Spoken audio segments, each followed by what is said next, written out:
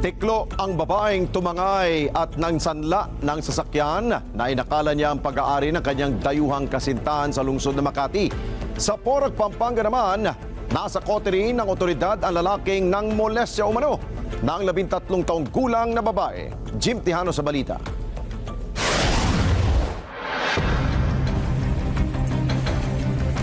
Arestado ng Manila Police District Anti-Carnapping Unit sa Makati City ang 38 anyos na babaeng ito.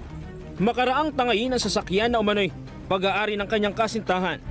Sa report ng Manila Police District, August 14 nang mag-check-in ang dalawa sa isang hotel sa Maynila. Pero tila ibang naging pakay ng suspect.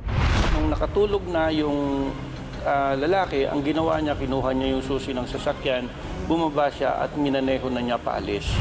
Nung magising ang biktima, Wala na yung kanyang sasakyan, wala na rin yung babae. ang PNP agad nagsagawa ng investigasyon sa insidente.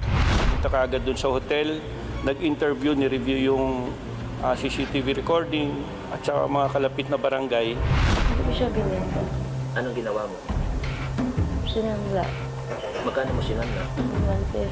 150. 150,000. Tama?